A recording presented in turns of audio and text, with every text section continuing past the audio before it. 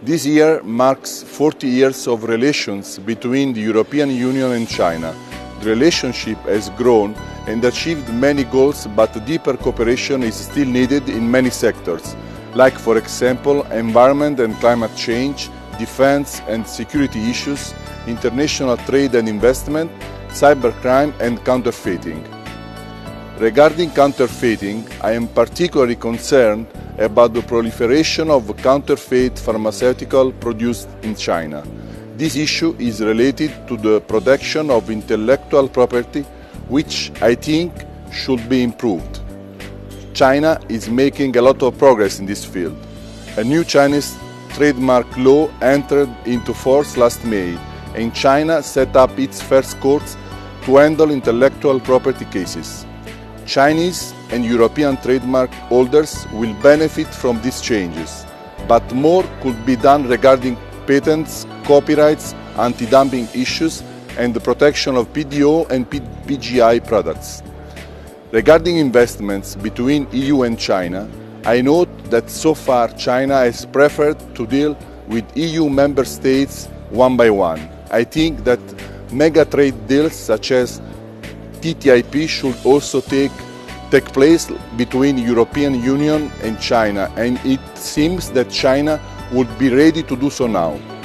This would be a good news because the competition between member states when discussing one by one about investments with China have a real negative impact on the bilateral investment treaty negotiations between EU and China. The European Union must now turn this disunity into a common position. I think that the signature of a BIT with China is essential as it will improve the access of European companies to the Chinese market, which at present remains quite limited. EU-China cooperation is very important for the future because Europe is the biggest buying market in the world.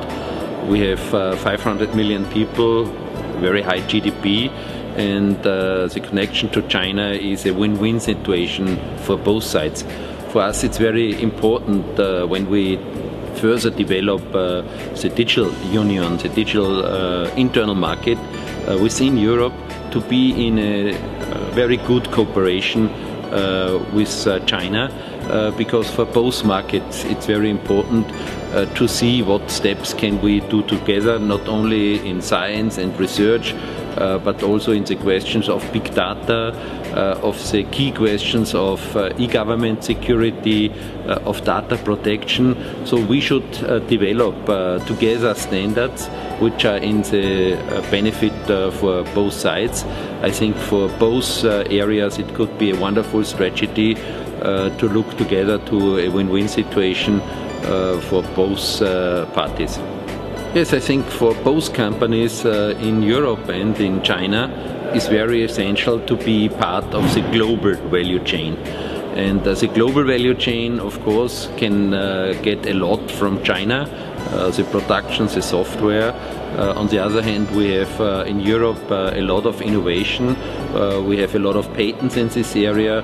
So for both sides it would be good to start a deeper cooperation, not only within the research program. I think it's very good to have open markets on both sides.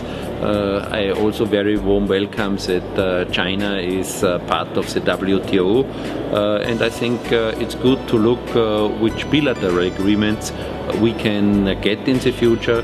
I think for both sides it could be a big benefit. As a member of the EU-China delegation, I'm very excited that this year marks the 40th anniversary of the EU-China diplomatic relations. This is an opportunity to raise the awareness of the importance and relevance of China-EU relations and engage more and bring more people into our common endeavor. China and the EU have repeated significant gains from their mutually beneficial and mutual reinforcing cooperation in various areas, such as urbanization, expanding of trade and investment, cooperation in energy conservation, science and technology, and innovation. But now it's time to look ahead. 2015 is yet another very exciting and challenging year for EU-China relation. The EU and China will further implement the China-EU 2020 strategic agenda for cooperation, attaching particular importance to taking bilateral investment onto the fast track. To meet with regional and global challenges and to make the international order and system more just and equitable, China and the EU will enhance dialogue and cooperation on major international issues and global governance, including climate change, efforts to formulate and implement the post-2015 development agenda and sustainable development goals. It is with increasing recognition that China's dynamism and strategic importance we are witnessing growing and sustained interest in broader engagement from both our sides to promote and our collective interests. Europe and China both can produce results that respect the two sides when they meet together and to work together in cooperation. I hope it will be closer collaboration with China. I think it's good for China and good for the EU overall. And I think one key tool to promote a more integrated relationship between China and the EU is definitely the investment agreement between the EU and China which is being negotiated by the EU Commission and China government. I firmly believe that China wants a strong EU within the overall world geopolitics, and we need also as a EU stronger links with China. So I hope this agreement that soon hopefully will be a reality will be a good tool to do so. Obviously Huawei may play a key role on these strong links between China and EU. Huawei is a key company in China and it's a key company also in EU. Huawei is contributing to the creation of new jobs in the EU and especially in countries like in Spain, and I hope Huawei will go on creating new jobs. And obviously these new jobs that are working for a Chinese company in Europe obviously contribute to strengthen the links between China and EU.